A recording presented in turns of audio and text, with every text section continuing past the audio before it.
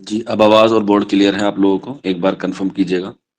मुस्कान, फिरदौस, नाज़िया, महमूद और फरहा। आवाज़ और बोर्ड दोनों क्लियर हैं?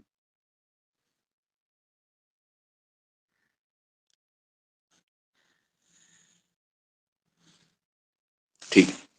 थोड़ी-सी प्रॉब्लम हो गई थी आवाज़ में और बोर्ड में। अब जो है वो दोनों चीज़ें क्या हैं, एक अपने इख्तियार में है। ठीक है? चलिए फिर। आज की जो चलिए फिर, बहुत-बहुत इस्तकबाल है आप लोगों का आज की अपनी एक नई क्लास में।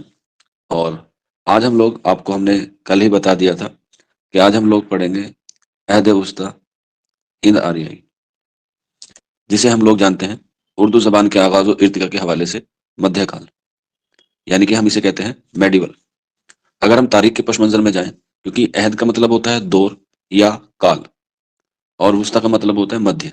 और हिंद आर्याई आपको पता है कि ये एक ख़ानदान है, उसी के ताल्लुक से हम लोग उसके मध्यकाल को हम लोग समझने वाले हैं और पढ़ने वाले हैं। और इसका टाइम पीरियड मैंने आपको कल भी बताया था और आज फिर बता देता हूँ। 500 काफ मीम यानी कि 500 कबल मसीह से लेके 1000 ईस्वी तक, यानी कि तकरीबन 1500 साल का वक्त है, जो क्या है हमारा मध्यकाल है, मेडिवल है, अहद वस्ता है।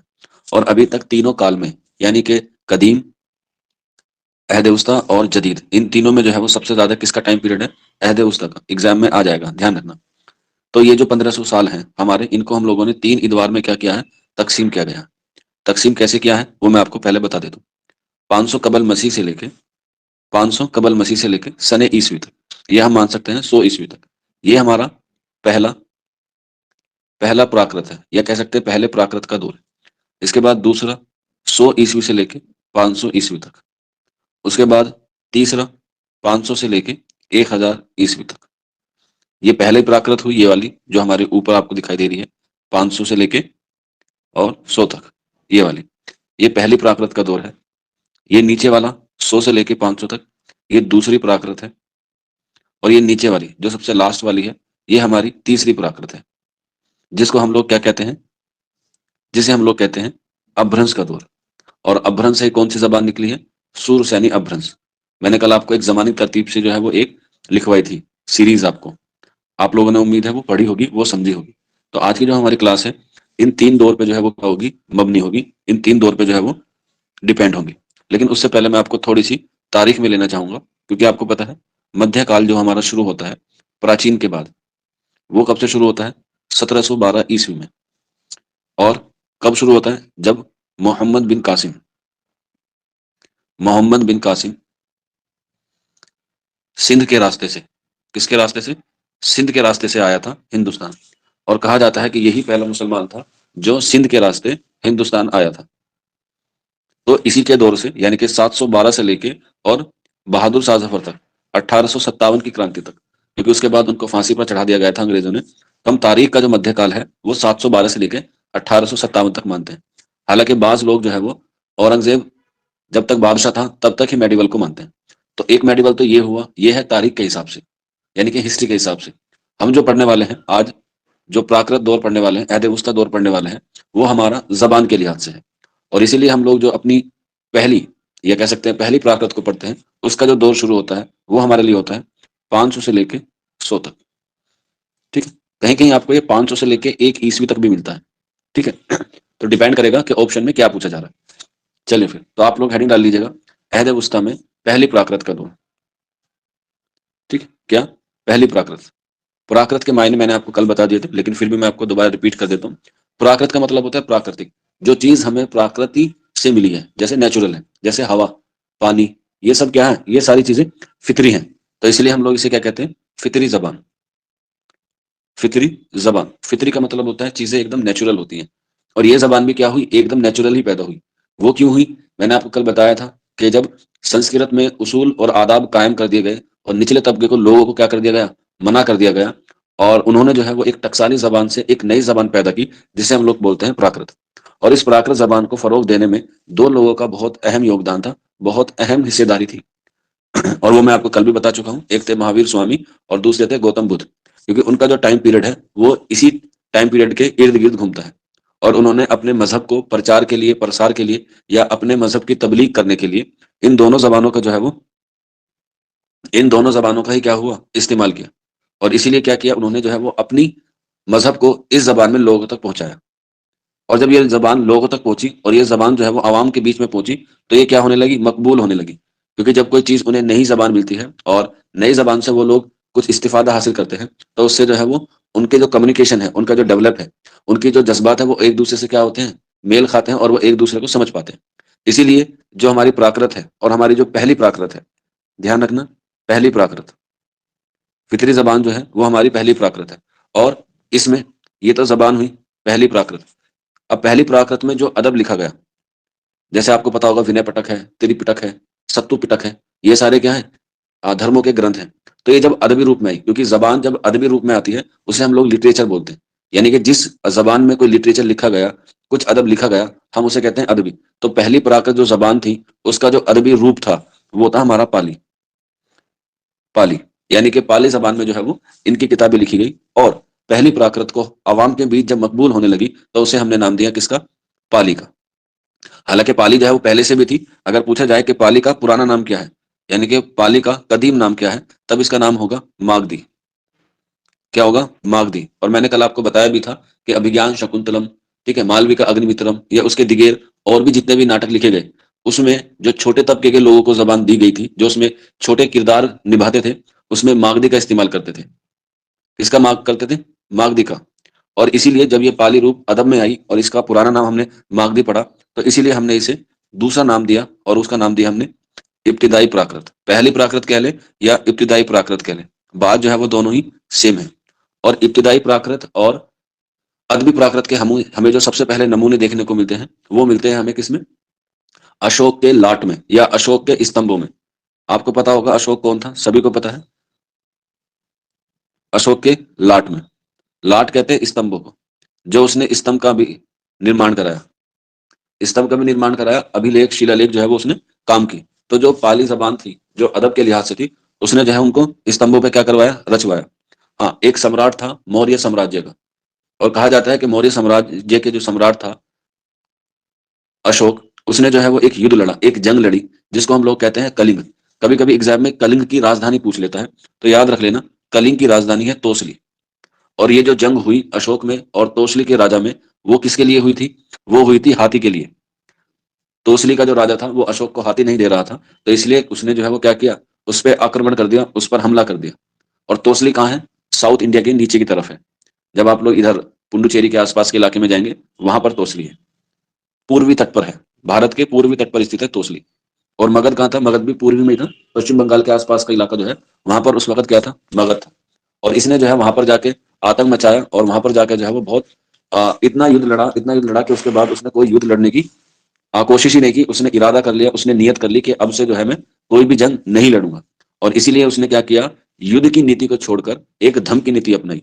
धम से मतलब होता है धर्म की नीति अपनाई। धम को छोड़कर उसने धर्म की नीति अपनाई, और अपने धर्म और प्रसार के लिए इसी जबान का इस्तेमाल किया, प्राकृत का। और फिर इसी काल में ही आपको पता है कि धर्म को लेकर बहुत सारी चीजें दिया हुई फैल गई, और बुद्ध धर्म और जैन धर्म दोनों को इसने रिस्पेक्ट दी, लेकिन बौद्ध धर्म को ज्यादा दी। और बौद्ध धर्म का जितना भी ग्रंथ है, वो ज्यादातर पाली जबान में ही लिखा गया है। आप पढ़ेंगे, आपने हिस्ट्री में पढ़ा होगा, विनय पिटक, सत्तु पिटक, ठीक है, त्रिरत्न पढ़े होंगे आपने। तो इनसे क्या होता है, इससे भाषा का विकास हुआ, इससे भाषा जो है वो अलग अलग मजहब में या अलग अलग लोकों में जो है वो पहुंच गई। तो यहीं से जो है वो हमारी पहली प्राकृत जो है वो इन्हीं दो चीजों पर मबनी होती है, या तो महावीर स्वामी की किताबों पे, उसके धर्म प्रचार पे, और गौतम बुद्ध के। और दूसरा ये है अशोक के लाट या अशोक के स्तंभों से हमें पाली के बारे में जो है वो पता चलता है। और पाली जो है वो पहली प्राकृत की जबान होती है।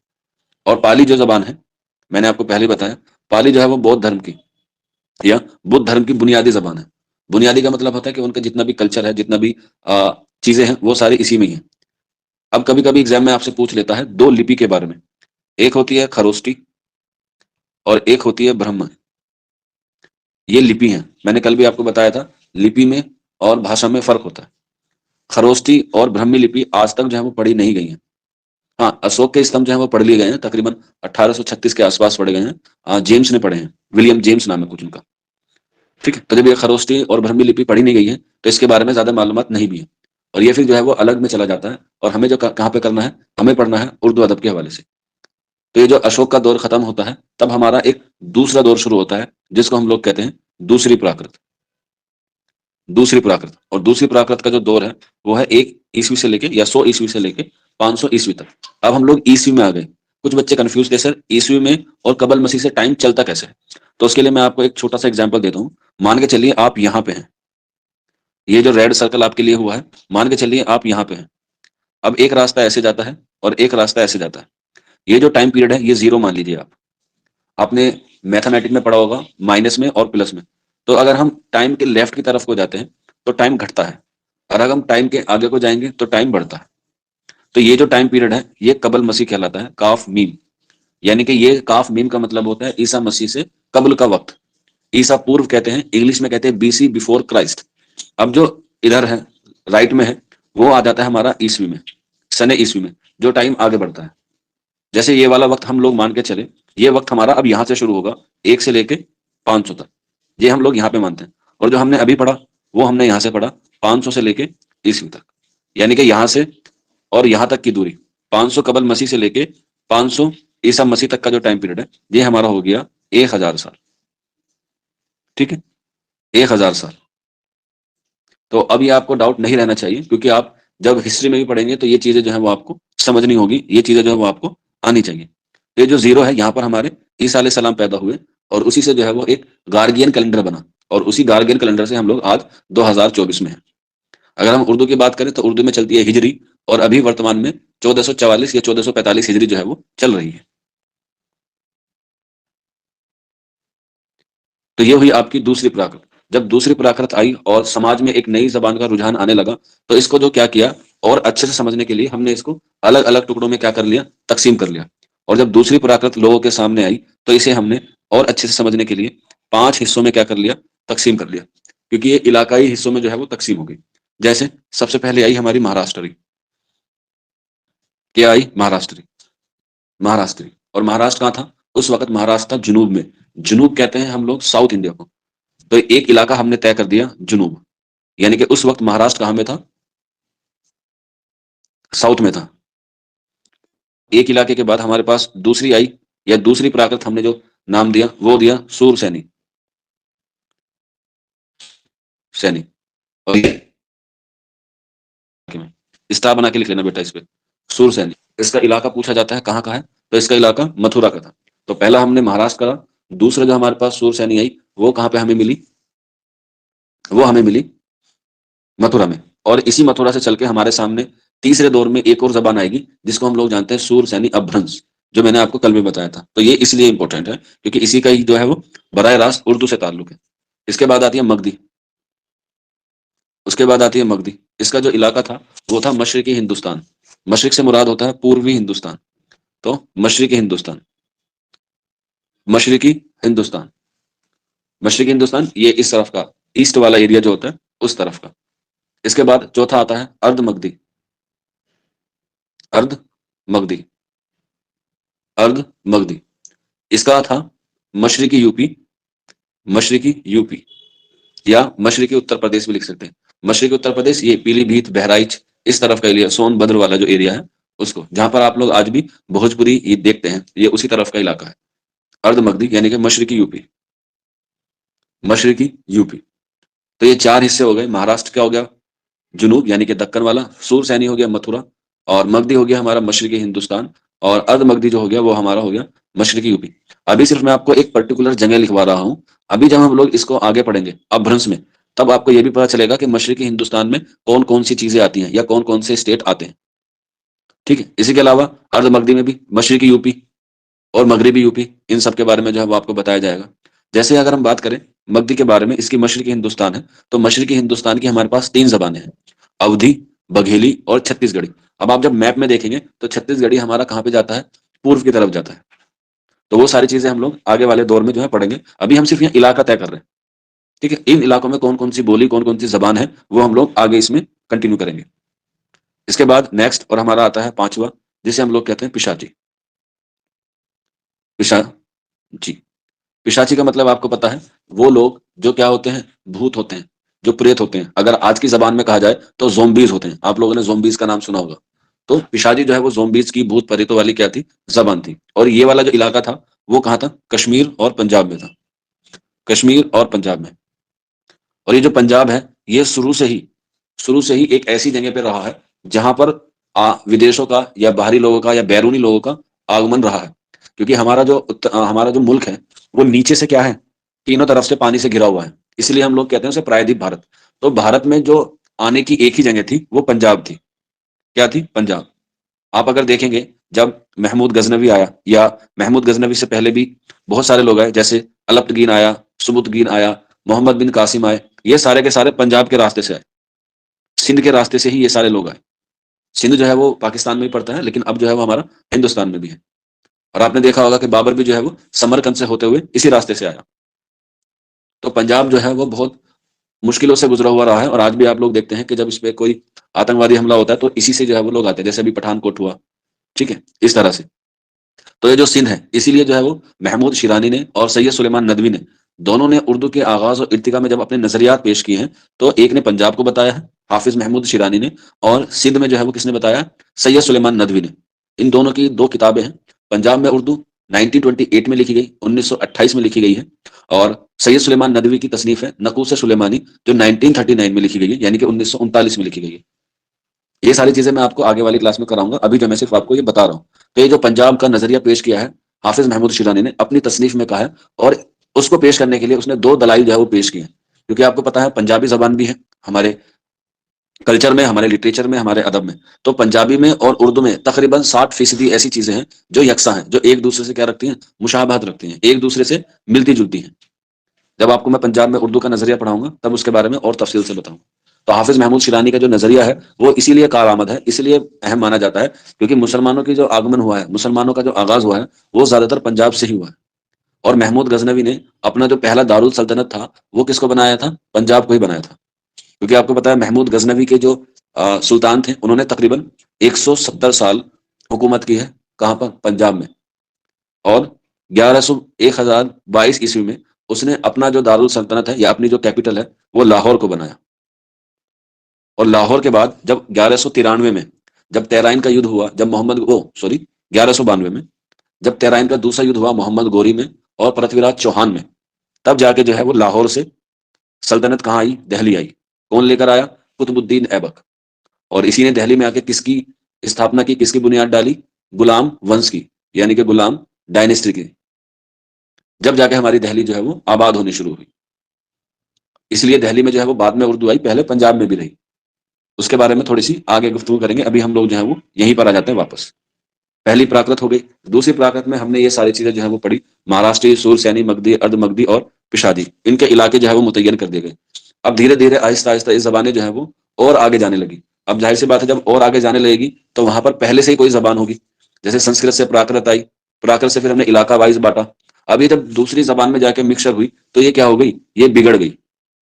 क्या हो गई? बिगड़ गई। और इसीलिए जो तीसरा दौर शुरू हुआ, प्राकृत का तीसरा दौर शुरू हुआ, उसे हमने कहा अपभ्रंश। क्या कहा? अपभ्रंश। और अपभ्रंश के मायने ही क्या होता है? बिगड़ी हुई जबान। अपभ्रंश के मायने ही क्या होता है? बिगड़ी हुई जबान। बिगड़ी हुई जबान। और ये जो अपभ्रंश शुरू हुई, या जो तीसरा दौर हुआ, वो शुरू होता है 500 से लेके 1000 ईस्वी तक। अगर हम इसे तारीख के पश मंजर में देखें तो यहीं पर तारीख में जो सबसे आखिरी बादशाह था या आखिरी सुल्तान था, उसका भी इख्तिताम होता है। और वो कौन था? हर्षवर्धन।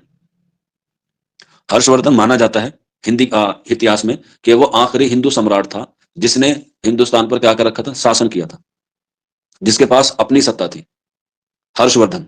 लेकिन हर्षवर्धन जो था वो शुमाल में था, दक्कन की तरफ बहुत सारे थे, जैसे चोल, चेर, पांड्य, ठीक है, पल्लव, राष्ट्रकुरु, सातवाहन, ये बहुत सारे क्या थे? ये अलग अलग तरीके से क्या थे? राजा थे, अलग अलग अपनी अपनी छोटी छोटी सल्तनत लेके बैठे हुए थे। लेकिन हर्षवर्धन जो था उस वक्त बहुत ताकतवर और बहुत शक्तिशाली सम्राट था। और इसी की डेथ के बाद, या इसी की मृत्यु के बाद जो है वो 712 में आता है। कौन? मोहम्मद बिन कासिम। और यही वाला पीरियड होता है वो 500 से लेके 1000 ईस्वी तक। ये ईस्वी है, ध्यान रखना, 712 ईस्वी। तो यहीं से पहले तो हमारे यहाँ पे ही बहुत सारी जबानें थी, तमिल, तेलुगु, कन्नड़, ये भी जो है वो राइज हो रही थी। क्योंकि जो ये चेर है और चोल है, कहा जाता है कि इनके बादशाहों ने हिमालय तक अपना कब्जा किया था। ठीक है, जिसमें एक बादशाह का नाम था करिकाल, जो चोल वंश का था। चोल वंश का शासक था करिकाल। कहा जाता है कि इसने हिमालय तक जो है वो अपनी सत्ता स्थापित की थी, लेकिन इसका कोई प्रमाण नहीं मिलता। लेकिन जब हम लोग जबान के लिहाज से इसको बात करते हैं, तो उसने जो है वो जबानों में मिक्सअप कर दिया, और तमिल, तेलुगु और मलयालम सब लोग जो है वो एक दूसरे से जबान को सीखने के लिए एक दूसरे से क्या करते थे, बातें करते थे व्यापार के लिए। तो इसीलिए जब अपभ्रंश का दौर शुरू हुआ 500 से लेकर 1000 ईस्वी तक, तो ये क्या होगी, अपभ्रंश जबान कहलाई। और अपभ्रंश जबान कहते हैं बिगड़ी हुई जबान को, क्योंकि इसमें प्राकृत भी थी, संस्कृत भी थी, तमिल, तेलुगु सारी चीजें आ गई, तो ये जबान क्या हो गई, बिगड़ी हुई हो गई। इसीलिए हम लोग इसे कहते हैं अपभ्रंश को बिगड़ी हुई जबान। अब ये जो बिगड़ी, तो इसके भी जो है वो अलग अलग इलाके क्या कर दिए गए, तय कर दिए गए। और हमें जो पढ़ना है सूरसैनी अपभ्रंश में, जो इलाका हमें दिया गया वो हमें पढ़ना है सूरसैनी अपभ्रंश। क्योंकि हमारा ताल्लुक सिर्फ उर्दू से है, तो हम लोग सूरसैनी अपभ्रंश को ही क्या देते हैं, प्रेफरेंस देते हैं, क्योंकि यहीं से जो है वो हमारे एग्जाम में जो है वो सवाल बनता है। अपभ्रंश का जो दौर शुरू हुआ, और उसमें जो हमारे पास सबसे अहम जबान आई, वो आई हमारे पास सूरसैनी अपभ्रंश। और इसका भी इलाका कहाँ था, मथुरा में। सूरसैनी अपभ्रंश का इलाका भी मथुरा में था, और सूरसैनी का भी इलाका किसमें था, मथुरा में था। अभी जब मथुरा में आई, अब मथुरा में भी जो है वो अलग अलग इलाके तय किए गए, और मथुरा में 4 जबानें जो है वो हमारे सामने आई, या हम लोग कह सकते हैं 4 बोलियां। 4 बोलियां सूरसैनी अपभ्रंश के इलाके में बोली गई, जिन्हें हम लोग कहते हैं 4 बोलियां। और यहीं से ही उर्दू की जो आगाज है, ये कह सकते हैं बुनियाद की जो बुनियाद है वो शुरू हुई, क्योंकि यहीं पर सूरसैनी अपभ्रंश में हमें एक बोली मिली, जिसे हम लोग कहते हैं खड़ी बोली। खड़ी बोली, खड़ी बोली का दूसरा नाम एग्जाम में अक्सर पूछ लिया जाता है, उसे हम लोग कहते हैं हिंदुस्तानी। ठीक है, हिंदुस्तानी। ये जो तान का मतलब होता है, तान, तान का मतलब होता है जगह, और हिंदू का मतलब होता है हिंदुओं की रहने की जगह, हिंदुओं की रहने की जगह। और मैंने कल आपको एक बात बताई थी, सिंधु, हिंदू और हिंदू, क्योंकि कुछ लोग ग्रीक वाले होते हैं, उनको जो है वो हा नहीं बोला जाता, वो सा बोलते हैं। यानी कि अगर वो हिंदू बोलेंगे, तो वो हिंदू नहीं बोलेंगे, बल्कि सिंधु बोलेंगे। ये उनके यहाँ पे क्या होती है, दिक्कत होती है। और जो फारसी वाले होते हैं, वो सा को क्या बोलते हैं, हा बोलते हैं। ठीक है, तो ये कंपैरिजन और ये डाउट आपका क्लियर हो गया होगा। जो ग्रीक हैं, यानी कि जो यूनानी होते हैं, क्योंकि आपको पता है हमारे देश में सबसे पहले अगर कोई आया है, तो एक यूनानी आया था, जिसका नाम क्या था, द अलेक्जेंडर। अलेक्जेंडर, तो उससे हिंदू नहीं निकला, उससे सिंधु निकला। इसीलिए हमने पढ़ते हैं सिंधु सभ्यता, या हम कहते हैं सिंधु नदी, क्योंकि वो क्या था, ग्रीक था, यूनान था। और फिर हम बात करते हैं फारसी वालों पे, क्योंकि हमारे यहाँ पर फारसी का गलबा ज्यादा आ गया, तो उनसे सा नहीं कहा गया, ठीक है, उससे हा कहा गया, तो इससे बन गया वो हिंदू। और इसीलिए इसको हम लोग क्या कहा, हिंदुस्तान, यानी कि हिंदुओं की जगह। अगर हम इसका एक थोड़ा सा संधि विच्छेद करें तो। आवाज आ रही है ना सबको, समझ में आया सभी को?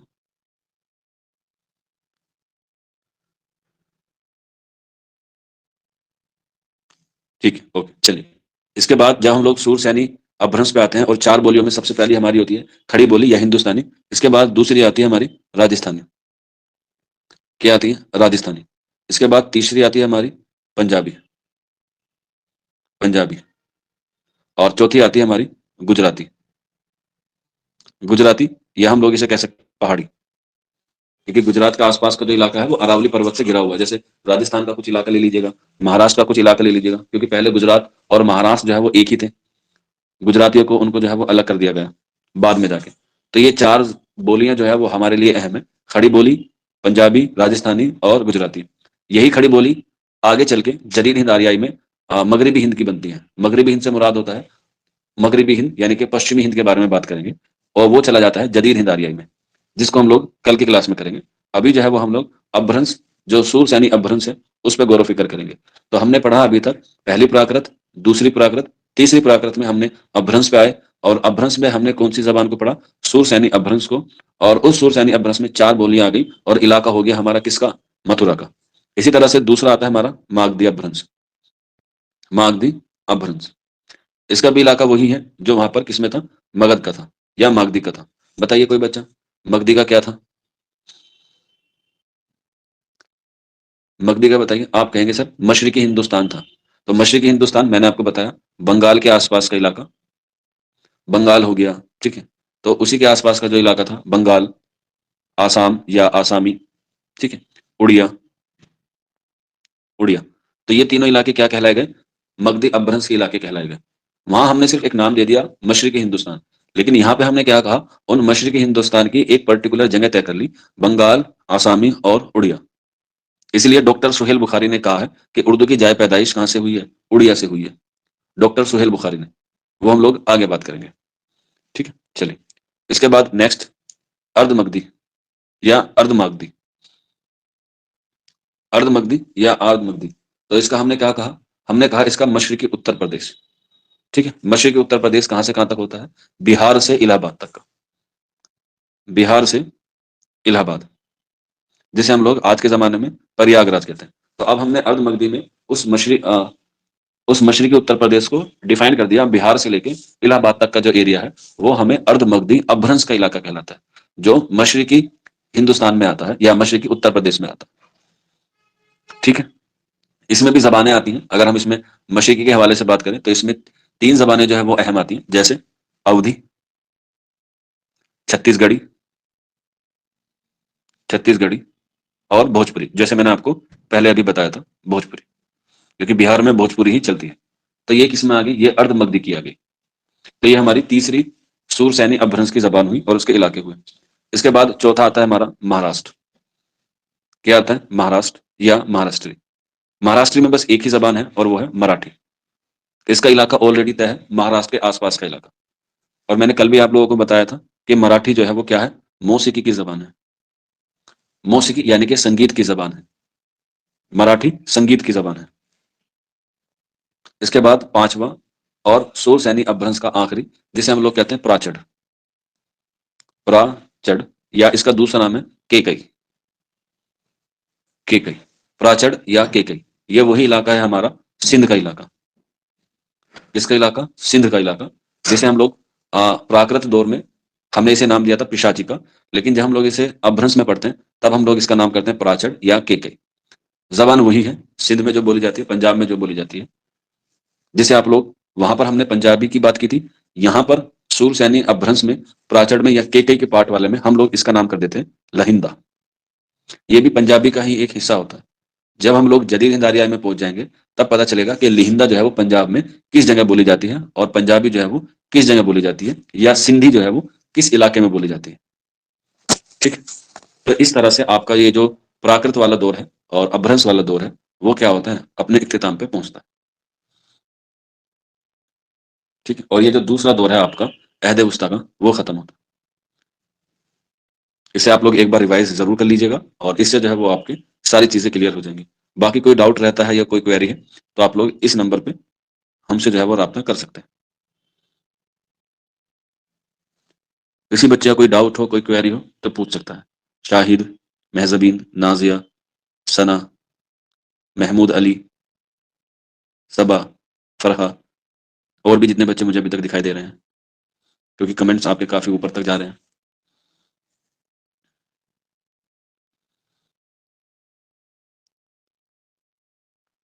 हाँ, इसे रिवाइज करके इसी से आप लोग नोट्स बना लेना बेटा। महमूद अली।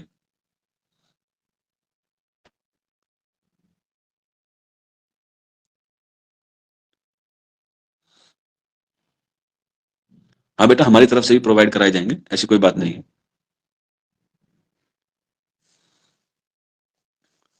चलिए फिर आज की क्लास इतनी ही, कल मुलाकात होगी आपसे।